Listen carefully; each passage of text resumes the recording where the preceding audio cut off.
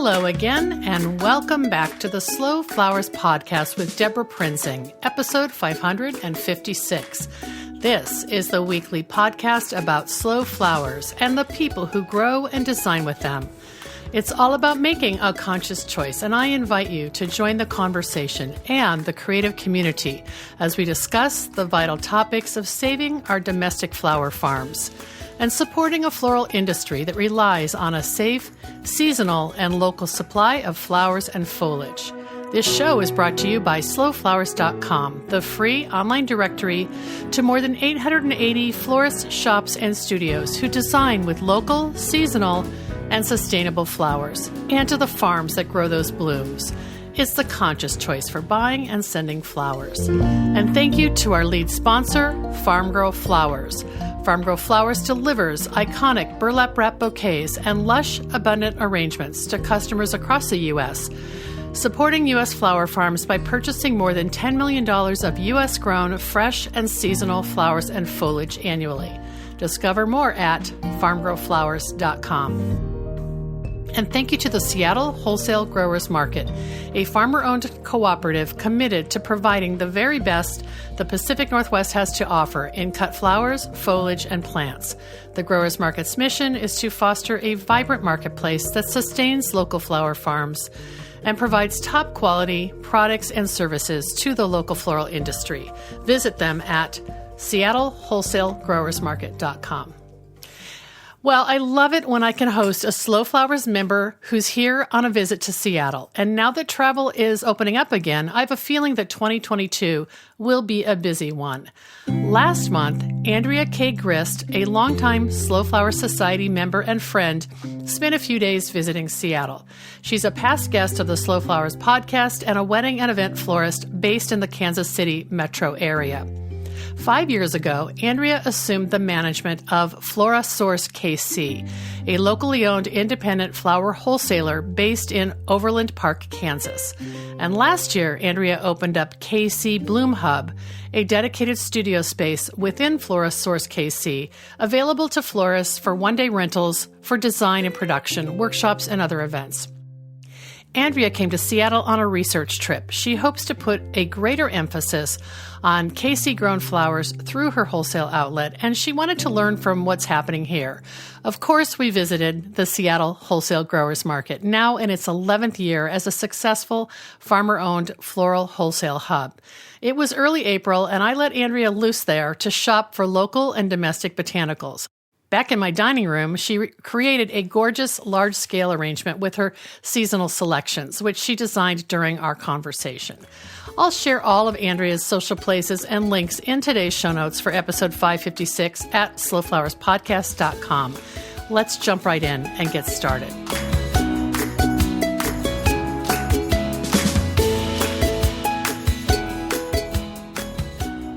I am so excited to be here in my own dining room with my good friend, Andrea Grist. Hi, Andrea. Hi. Andrea is the creative director of her own design studio called Andrea K. Grist Floral Art. That's what you were doing when I first met you years ago. And you were a past guest of the Slow Flowers podcast with that hat on. And now, in the last 5 years, you've moved into wholesale, and you're the creative director of Florasource KC in Kansas City. And also you have a new project called KC Bloom Hub, which we'll talk about. So, Andrea, thanks for coming to Seattle. Thanks for having me. I'm really excited to be here.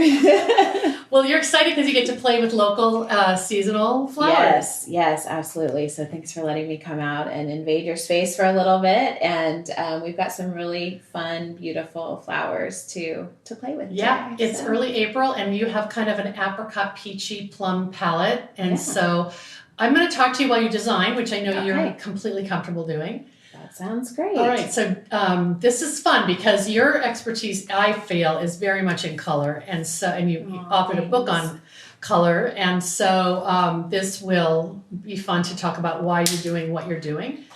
And when you design, do you always start with the woody material first? Well, so this was a vase from your house that I just grabbed off the fireplace or something like that. So. At the market this morning, I was just looking at some new and fun things some things that I don't see as much in the Midwest. So that was kind of what my go-to was, things I don't see very often. Give yourself a chance to play with Yeah, exactly. So I feel like this container has a really wide open mouth, so we're going to get some good volume on it and stuff. So I'm going to try to keep the stems long and let them go where they go, and we'll kind of see. And as I was saying to you, some of this stuff I don't know the name of, so if you want to chime in and anything, let me know. That is a type of spirea, and when we checked out today at the Seattle Wholesale Growers Market, I heard the staff say it's Oregon grown. So I'm not quite sure what variety it is, but it's just that time of year when all the woody, flowering branches are starting to pop, and so it's nice to get. This is so whimsical to me and very, it's just really light and stuff. And I feel like there's lots of different bending in a lot of the stems and stuff. So I'm kind of going to use this to create my like framing for how large I want to go with this.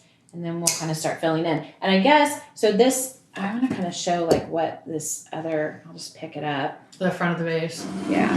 So it's flat on the back, but then... Yeah.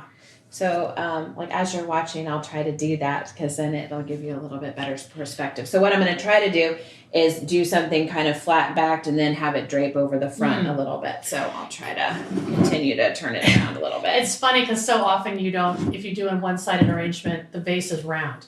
Yeah. This vase is like, hey, I am a one-sided arrangement. Yeah, exactly. It sets the tone very, very quickly. So and full disclosure, we didn't have a vase in mind when we were shopping this morning. You just picked your palette. Yeah. And then you came to my house to see what I had. So. Well, the first one I picked was a turquoise vase because I like the turquoise and orange and peachy combination. Yeah, but this has got this matte black on the rounded side. Yeah, I think this is going to look really, really nice. And I think when we get into the hellebores and is it fritillaria, then I think that'll just kind of draw out the color of the vase that much more. So yeah, it is hard though to design in a oddly shaped vase, and this is a vase. I don't know who the artist is, but it was a gift from a wedding that I designed for a friend on Whidbey Island, and she bought it at a shop called... It's really cool. Yeah, she bought it at a shop called Edit.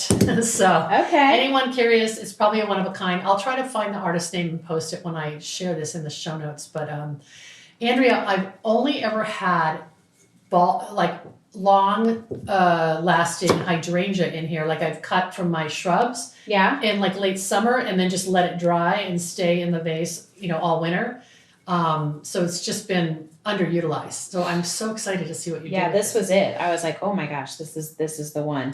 So I'm trying to keep a lot of the foliage on here. I think that's really pretty foliage on this is grevillea. Mm-hmm. So I think that's gorgeous. One thing that sometimes they're very quick to strip off all of the foliage and just focus on the flower. So we're going to try to then you let the foliage shine a little bit too. Yeah, because you miss all the texture otherwise. Yeah. So Andrea, while we're designing, give us a little snapshot of Florasource KC, because you are a wholesaler in kind of full service wholesaler, but you have some specializations. Yeah, so we do consider ourselves a full service floral supplier. We carry a mix of fresh arrangements, fresh flowers, different greens and stuff. But then we have an amazing design background, and I think that's really what sets us apart is that we work with our designers. A lot of times when we have wedding orders and stuff, we encourage designers to send along their color palettes, to send along their design inspiration boards, because we really want to try to understand what their goal is for whatever event that they're doing, whether it's a wedding or any sort of thing, It also helps us to be better, service providers for them. If we need to offer substitutions, then we kind of have a general idea of like what they're going for. Mm-hmm. So I always, plus we're creatives, we're all creatives. So we like that visual element to be shared with us so that I just think it helps us to do our job that much better. You're kind of like a consulting designer then, because you understand what the client needs and why they're ordering what they're ordering. Yeah, and I think that's why a lot of designers come to us, is because we do try to stay one step ahead. We do try to be, we try to stay out in the industry as far as education, so that people can come to us and say, what are you seeing? What is hard to get in? What are you seeing, new varieties? We always really want to try to stay one step ahead of the designers that we service. Mm-hmm. So when we had a fun thing that we did earlier, I think last fall, maybe during membership month, neither of us can remember, but I'll find the link. But Andrea did an Instagram live tour of KC, of Florasource KC with us, and it was because you had opened a new division. So that's been really fun. Yeah, let's talk about what that is. Well, so we decided to go ahead and expand last summer. And during the expansion, we were trying to put our heads together and say, what are we seeing in the industry that designers need? And one of the first things was just space, Mm-hmm. A place to design, a place to do production. Some of our designers ended up, not renewing leases from COVID, or they had so many special events that were canceled that they, just decided to maybe do more of a studio designer situation. Well, then when they started rebooking weddings for this year and last fall and stuff, they needed some additional space. So we came up with this idea called the KC Bloom Hub. And me and my staff, we worked so hard last summer, a lot of sweat equity, like painting and all that. The carpet, moving. We had a roofing company that was next door. So as you can imagine, it was very dirty. It wasn't pretty. No, it wasn't pretty at all. So we had a lot of cleanup work to do, and a lot of just trying to figure out what that space would look like for designers that were coming in to utilize it. So, and basically we spent 2, 3, 4 months really, diving into that, just cleanup stuff. And as soon as we started offering it, it's been going really, really well. We see a definite need for it. Sometimes it's corporate work, sometimes it's weddings. One of the things I didn't anticipate was the out of town angle. We've had 3 or 4 clients already come in and rent it for a wedding that they were producing in Kansas City, but they are from out of town. So, and that's one thing that I actually didn't know that was going to be, that there was going to be a market for that. How are they finding you then, do you think? Do you just advertise on social media? You have a new social media account just for KC Flower. I think right? most of it so far has been word of mouth. In addition to, running Florasource, I still freelance on occasion, and I'm very, very lucky to have a good network of designers that I enjoy being around. So I think in that particular situation, that's how a couple of designers have found us. That's a really good point. It's been your relationships. Through a freelancing situation where multiple designers are coming from different locations to help with an event, and then they're going back to their region where their region is, and then kind of saying, and just through a course of conversation, oh my gosh, I'm going to be in Kansas City next month for this or that, and I know this gal, and so it's basically like you have a pass through between the two businesses, like there's shared space, right? Yeah, and we utilize it too. It's been amazing for us. We've gone through our first major holiday with Valentine's Day. I feel like it's allowed us to spread out. It's allowed us to refine our process and be more efficient with the receiving of our product, and pulling orders and packing orders, and so it's not just for other designers too. There's some definite benefits to for us. We've been able to warehouse more supply items, whereas we didn't have space to do that before.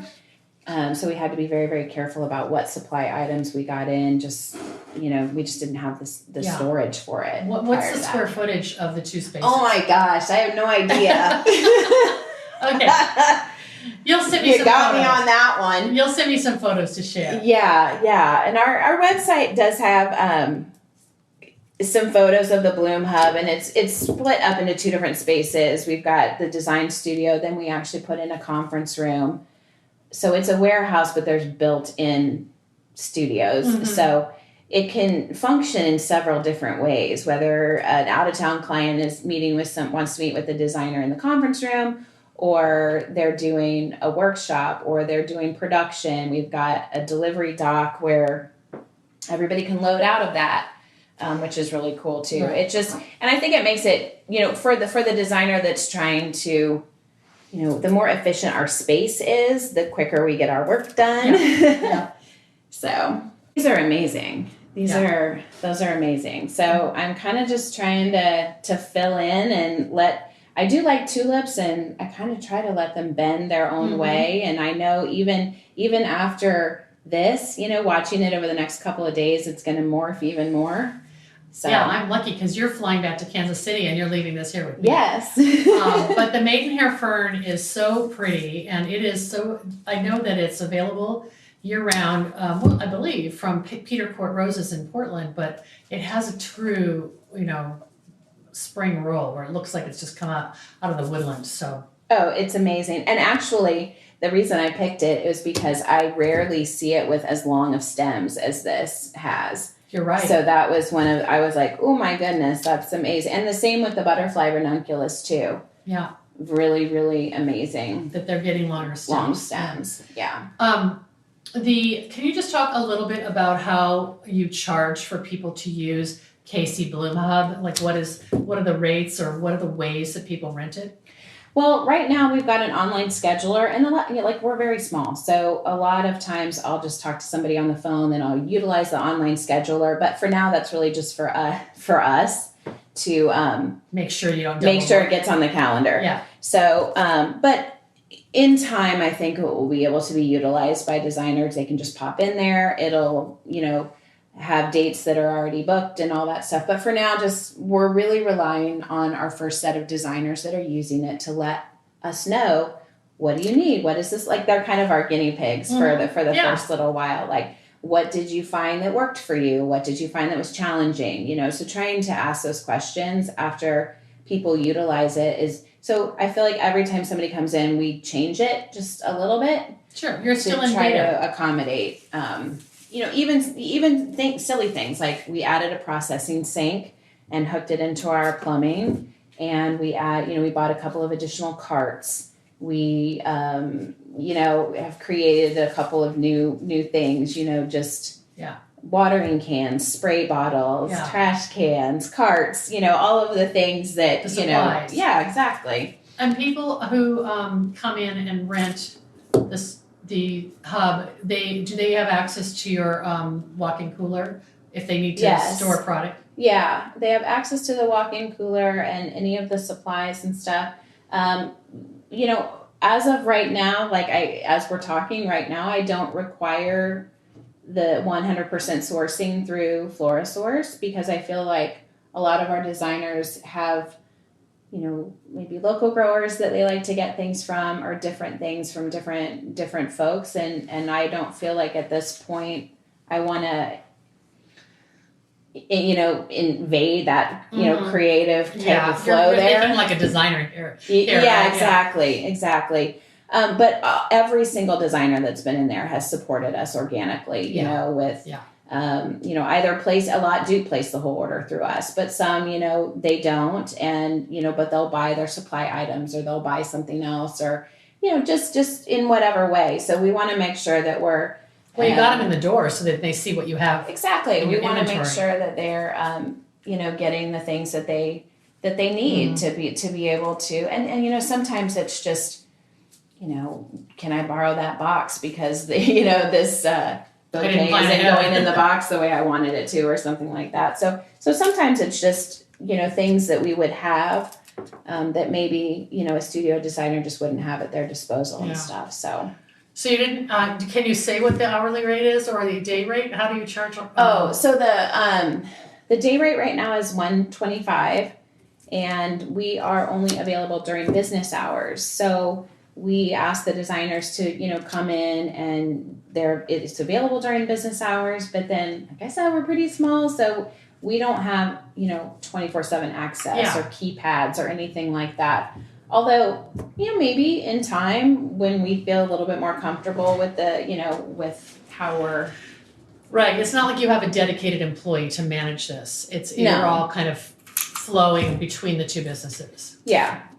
So... And it's just, I feel like it's just, I wouldn't even call it two businesses. I would just say it's another area of service that I feel like we already have a little bit of a different business model. And I think that customer service really sets us apart. So then I just think the Bloom Hub sets it, a little further than that. Yeah. But we just wanted it to be its own kind of little fun creative entity. So that's kind of why we named it that way. So I love it. Well, Andrea, how many years were you working as a wedding and event designer before you kind of moved over into this new chapter of your floral life? Because that was about 5 years ago, right? Yes, I just celebrated my 5-year work anniversary.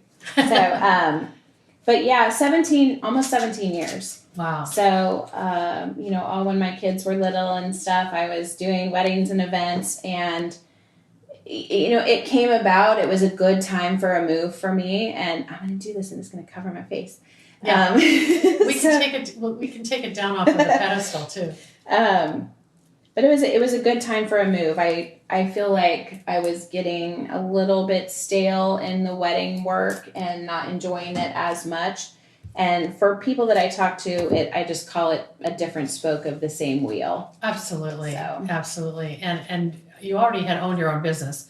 So you had the business management side, but this was a whole, and you'd shopped at wholesalers, so you kind of knew it from a customer point of view. I knew what I didn't like. Yeah. And I knew some of the things that bothered me about, and I actually really drew from that quite a bit about how we could have our customer experience be different than that traditional wholesale model. Yeah, because you had used the word earlier, like kind of a niche type of... Yeah, like a boutique wholesaler, I feel like that is what sets us apart, because we don't have the square footage, we don't have as much space.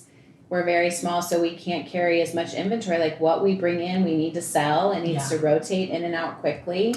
And, we need to, keep it going. Now you can see what you're doing. Okay. So you're out here in Seattle because you're doing some research. Can you talk a little bit about what prompted this? Yeah, well, you and I have known each other for years, even before I started running a wholesaler. So I've always valued your, input. And we're trying to do something in Kansas City to focus on locally grown products. And we do purchase locally grown products. I mean, this is a world market. So we do purchase, flowers and greens and things from all around the world. But, I do love bringing in local products. So I know that here in this area is the growers market, and a lot of growers in this area that have different ways that they've been able to kind of partner with each other and with other wholesalers in town, or to kind of start like a market and stuff. So basically, I just kind of wanted to try to figure that out a little bit. Yeah. And Andrea, I have to comment, when I first met you, and we met, I think, through Chapel Designers. Yeah. Because you're active in that. We talked about your desire 6 or 7 years ago to source more local. You kind of had figured out where you could get locally grown flowers from farmers in the Kansas City area, but it was pretty sparse. I mean, it wasn't, they weren't really, the ones who were growing, most of them were more farmers market vendors. They weren't set up to sell to the professional florist, right? Yes, and I think, I feel like anybody in this industry would be remiss if they didn't mention COVID and stuff like that. So, I think it changed a little bit of our model as far as how we were sourcing things. It made us think that we needed to diversify our resources, so we weren't putting all of our eggs in one basket as far as our suppliers and everything, because everybody was experiencing different things in different parts of the country. And even when we were talking this morning, I was saying, in the Midwest, we potentially didn't feel it the same way as other parts of the country. We still did, but when I talk to other people on the East Coast or the West Coast, their experience with it was far different. Mm-hmm. So can I just stop for a minute and say that tulip is amazing. this is a lovely tulip. And I will put the list of all the ingredients that you're designing with. This is yummy. Up on our show notes, because I think that was grown by either Ojeda or Everyday Flowers, and it's like a double. Yeah. It's got a really... I grabbed it because it's like weird brown color. Well, it kind of goes with ranunculus, doesn't it? Yeah. Yeah. And I'll turn it around here in a minute. Yeah, you've got the kind of brighter orange, and then you've got that creamy butter yellow in the grevillea and the stalk. And it's just so stunning. I feel like you've already cracked the nut for knowing how to bring in product from California and all the certified American grown product that is, most of it is available year round. It's the seasonal things that the smaller local growers are starting to offer to you that you're trying to figure out how to have more consistently. Well, I feel like, we are a small batch floral supplier. So we want the pretty stuff. We have a great design background. We can appreciate the finer things. So I feel like that's one of the things we want to be able to have things that other people don't have. And we want to see the novelty things and offer those to the groovy stuff. The groovy stuff. Yes. Yeah. And so I know in the past you've talked about being able to get certain crops, year after year, like peonies, like the Midwest, Kansas City, Kansas, Missouri. You're known for having long-time peony growers, I think, compared to maybe other crops. Yeah, we have lovely, it always amazes me when we get, lists from local growers, what's grown. And I will be the first to say anywhere I go that I am not a grower or a farmer or anything like that. And I've got some funny stories where I tried to work on a flower farm for a little bit and, I don't think I know this. Oh, gosh. What happened? It's a funny story, actually. It's a Vicki Lander with Flower Hill Farm, Yep. I went and tried and outside of St. Louis. Outside of St. Louis, yes. I was writing an article for Missouri Life magazine, and I said, and I talked to her and I said, "Can I come work on the farm?" And she was like, "Oh gosh, okay." And so she did, and I showed up with open-toed shoes, no hat, no sunscreen, nothing. So it was a funny city slicker. Yeah, it was very clear on that one. Yeah, but it is funny. It's so much hard work, and it's learning that. And I would say that's one thing that I've learned coming from the event design area into wholesale is the agricultural perspective. Mm-hmm. I feel like I didn't know as much, But you've educated yourself. Yes. We've gone to several farms together when I came to visit you. Yes. In both, Iowa, Missouri, and Kansas. So, and then we met up at a Fields of Ace dinner in Colorado, so we've had that experience. Yeah. So you're always kind of seeking out flower farmers, but probably just because you're greedy, you want to get what they're doing. Well, and when we hosted you for your book signing in Kansas City, and that was great. I met a lot of local growers there, and I feel like there's a big push. A lot of people are entering into that field and trying to figure some things out, whether it's flowers or, other things. Mm-hmm. I feel like that's something that seems to be very popular right now. Yeah, there's People more are trying to acceptance. figure it out. More interest in, you're obviously seeing florists who want local product. Yeah. Yeah, and a lot of our customers will add, that didn't go in there, right? But a lot of our customers will ask number one, what is local, what is domestic or American grown? And, we're very open with what we're able to get. And we can look at anything in the cooler and be able to tell you where it's sourced from. Mm-hmm. And I think that's one of the points where we definitely pride ourselves on industry education. We've been to a lot of the farms that we source from. We've been to Amsterdam and Ecuador and, up to Canada, and of course all of the, some of the local farms that we visited in our area too. So it's more about education and customer just customer product knowledge, or product knowledge that you share with customers? Well, and I think even among some of the products, you're going to see some differences. Yeah, I can't spin it as easy on but it looks so pretty. You didn't do a one-sided. It's just as pretty on the back. So I feel like I had to give it a little bit of depth on the back side, but I'm not. It's not as filled in. So it's pretty though. I might put it on my fireplace mantle. I think you should. So what haven't you used? You haven't used the Fritillaria or the kumquats or the is that so now the anthriscus? You use some of that purple raven's wing, that anthriscus. See, I wouldn't have known what that is. Yeah. So it kind of has the same texture, delicate texture as the maidenhair. Yeah.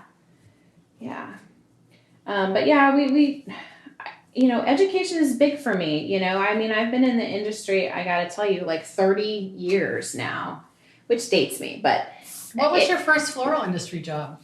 My first job was like in high school. I just was a grunt, sweeping floors and stuff. And I worked for, actually, oddly, another wholesaler in the Kansas City area. And when I was in college, it worked really, really well for my schedule because wholesalers get up so early. And from there, I just did a little bit more education. I ended up finding a job, and it kind of just went from there. So a flower shop job. Yeah, I found a job at a flower shop. They were very heavy into weddings, and so I got my feet wet with that job, and then I just decided to start my own thing, at some point, like a lot of designers do. So and it probably fit having a young family too. Yeah. No, it was good, very flexible. Oh, that is so pretty, Andrea. Thank you. Oh my goodness. I really enjoy what we're doing now. I'm proud of us and proud of what we've been able to. Yeah, I can't wait to come visit and see the I would love to have you. Bloom Hub, because I feel like I know you didn't have exact square footage, but I will say it seems like you could have a workshop. You could have a workshop with like maybe 15 students, right? Exactly. And actually, I'm doing that. I know this is going to be done later, but I'm doing that tomorrow, actually. Back in Kansas City, we're having a local junior college come, and they're bringing their floral design classes and for their field trip. So I'm very excited. How many do you think you'll have? I think it's about 15. Okay. They have it's just right down the street from us, and they have some great programs and horticulture programs and stuff. So I love doing that kind of stuff. Even some of our high schools that are involved in like FFA and stuff that have agricultural programs, they now have floral design programs for their students and stuff. So I'm really excited to continue teaching stuff in that way. And then again, with the teaching, I'm learning at the same time. So which there's always something to learn. So Andrea, I just, what you said about not cutting all the foliage off, I know we're jumping all around, but that's okay. That's how we talk. Right. The tulip you just put in, it's so much more interesting because you left the blades on the stem versus stripping it all off and having a kind of a wimpy looking stem. So I think it makes a difference. These are amazing, and I'm actually having a lot of fun with this. I mean, it's yes, I knew you wouldn't say no if I asked you to do it. And everybody who knows me will be like, "Yep." Well, I don't get to do as much design and as much anymore. When I'm stuck behind my desk and stuff far more than I like right now. So I really enjoy getting out and doing the design. And you do design for like your open houses and that sort of thing, right? When you're showing people, don't you do sort of obviously COVID made it hard. Well, we actually did our open houses. We didn't actually have a lull with that, so we did it, and we have a different concept every time. So our last open house, each of our designers did an inspiration table. So that was really fun because you got to see the different design. I wanted to promote our designability. Designability for other designers that hadn't seen that before, or maybe new customers that hadn't seen that before. So each of us did our own design table. So and we had our names next to them and stuff. You and your team members then. Yes, exactly. And was it like a whole tablescape? Like everybody just had creative freedom to pick what they wanted and pick the product that they wanted to showcase, and we kind of all picked different color palettes, and just that was kind of how we did some inspiration tables, is what I call them. So Andrea, the colors are so delicious, and I can't. What did you start with? Because I know that orange and purple are kind of quasi complementary. The color wheel, right? Well, and that's kind of why I was thinking about the turquoise vase at the very beginning, because of that reason. But then it kind of this just grounds it so much better. It's more organic. Now I've got to try to figure these out because they're a little bit shorter stems, but I kind of feel like naturally that's gonna just that's as quirky as you want it to down, be, right? Yeah. And you're gonna leave the greenery on because it would look very odd otherwise. I am, and I really like it because it's really dark green on one side and kind of a different lighter green on the other. So I feel like everything about the foliage is kind of interesting. So. And I just knock the vase over. I just love that you picked the fritillaria because we saw that yesterday in the garden at the Chihuly Glass and Garden exhibit in Seattle. We spent more time looking at plants. Yeah. That was amazing. Yeah, and that's a source of color inspiration too. It is, and that I think it's got a lot of like floral undertones in some of it too. So. Well, so when you head home and you start planning your next chapter, what we'll have to just, for people who want to follow you, they're going to have to keep an eye on your 2 Instagram feeds, because you're still in an experimental stage of what you might want to do to increase the number of local growers that you're able to distribute for, right? I mean, it's all relationships. Yes, and I think that we, the growers that we do have relationships with, I'm very appreciative for. The product that they bring to us is amazing. It moves really, really quickly, and it's lovely. I feel like we found a groove with a few that I'm very, very, we're very lucky. And so, because of that, we know what we have coming in, so we don't try to source the same things from somewhere else if we want that product to shine that particular week, and we're open, because we're more boutique-y. We don't necessarily, we love unique things. We love things that have bends in the stem and that kind of like curve over naturally and aren't straight up and down and stuff. So we love all the nuancy type of fun things that come along with that sometimes more local product. Yeah, a little bit more of a, I guess not so commercialized, and so you're not getting that uniform stem all the time. Well, we had a grower, she's like, I'm not sure you're going to want these because the stem is not straight. And I was like, perfect. Bring it on. What makes you think I wanted a straight stem? So. All right, I am getting down to where I am almost done fiddling around with this. Honestly, I'm worried about this vase because the mouth is so open, and you didn't have trouble filling it. I love this vase. I think it worked out really good. Sorry, I just got that all over your floor. That's okay. That last stem you put in, I think that's like some kind of manzanita, and with the dark red trunk too. It's so pretty in the branches. Yeah, this is pretty. And when you look down into it, I like doing some depth and stuff. So I'm kind of trying to. Yeah, you have some shorter. Any other things in here? I like being able to peek down into something and see little surprises. Yeah. So we'll get some photos, because that's the other thing that you do is photograph your work so beautifully. Thank you. Oh my gosh. Well, I just think it's like a little jewel box of spring. Yes. And I know the Grevillea is from California, and that's kind of a little different, but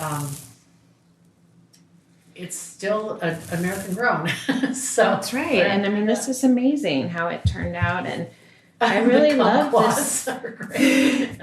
I really love this selection. Yeah, you got your oranges. Yeah, and that's the one thing I said, that we needed to find some kumquats and stuff. It's a little bit of a funny story back at home. We don't see that a lot. We don't. So it's not something you get like a huge box of. It's a specialty right. item, It's a specialty item, and we can definitely order it in and all of that. But we don't. Sometimes we do get persimmons. We get some pomegranates. Yes. Thank you. Yes, I knew exactly what you're talking about. Yeah. So we do get some of that stuff, but and some of the like fun little pods and seeds and all that stuff. So, but yeah, that was fun. That's what started the whole color palette. As I walked in and saw those, and I was like, okay, so we're doing this. Oh my gosh, it's beautiful, Andrea. Thank you so much. And we'll get some in situation photos so we can show how it looks up either on my front porch or on the mantle. But this is great stuff. So thanks for having me and hosting, and I really enjoyed my time here. First time in Washington. Yeah, and thank you so much for sharing an update with us on what Andrea K, Grist Floral Art is doing, and Florasource KC and KC Bloom Hub. So we'll have all those links to your places on the social media network all the things. And also let people know how they can, if they're going to Kansas City and they want to rent a studio space, how to do Absolutely. We had a group in from Colorado last week, and we had a lot of fun with them. So we love meeting new people and getting to see their creative process. That is one thing that we really enjoy, because everybody does things differently. Even down to how they process their flowers and how they do their designs and their whole creative process. So that's been eye-opening for us as well. Wow, and thank you for sharing this design demo. It's just inspiring. I love the way you combine these colors and some of the ingredients, and it's just delightful. Thank you so much, Andrea. Thanks, Deborah.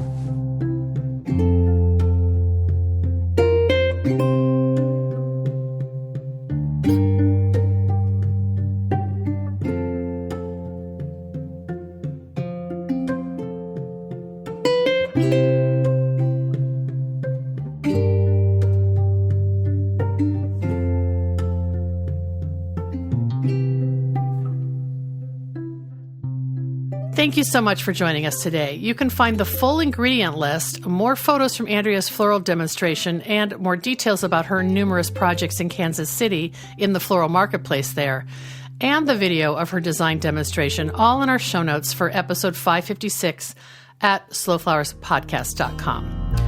Our next sponsor thanks goes to Longfield Gardens, which provides home gardeners with high-quality flower bulbs and perennials. Their online store offers plants for every region and every season, from tulips and daffodils to dahlias, caladiums, and amaryllis. Check out the full catalog at Longfield Gardens. That's longfield-gardens.com.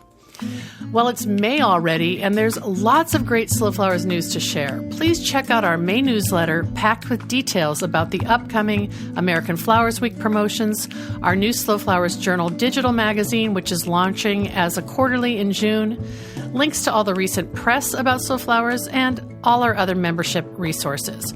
You'll find the sign-up link to our May 13th Slow Flowers member meetup there, too. And we're featuring two of the designers presenting at the upcoming Slow Flowers Summit. That's coming up, as I said, on May 13th. So check out the newsletter link in today's show notes for episode 556 at slowflowerspodcast.com, and you'll find all those details. And a program note, congratulations to the winners of our book giveaway from a few weeks ago. Thanks to Abrams and Lorene Edwards Faulkner for 2 copies of her new book, Color In and Out of the Garden, going to Kathy Roca and Karen Faulkner. We'll be in touch to arrange mailing details soon. Our final sponsor thanks goes to Red Twig Farms. Based in Johnstown, Ohio, Red Twig Farms is a family-owned farm specializing in peonies, daffodils, tulips, and branches, a popular peony bouquet by mail program, and their Spread the Hope campaign, where customers purchase 10 tulip stems for essential workers and others in their community. Learn more at redtwigfarms.com. Thanks so much for joining us today. The Slow Flowers podcast is a member-supported endeavor, downloaded more than 844,000 times by listeners like you. Thank you for listening, commenting, and sharing. It means so much. As our movement gains more supporters and more passionate participants who believe in the importance of our domestic cut flower industry, the momentum is contagious. I know you feel it too. If you're new to our weekly show or our long-running podcast, check out all of our resources at slowflowerssociety.com and consider making a donation to sustain Slow Flower's ongoing advocacy, education, and outreach activities. You can find the donate button at slowflowerspodcast.com. I'm Deborah Prinzing, host and producer of The Slow Flowers Show and The Slow Flowers Podcast. The Slow Flowers Podcast is engineered and edited by Andrew Brenlin. The content and opinions expressed here are either mine alone or those of my guests alone, independent of any podcast sponsor or other person, company, or organization. Next week, you're invited to join me in putting more slow flowers on the table, one stem, one vase at a time. I look forward to seeing you.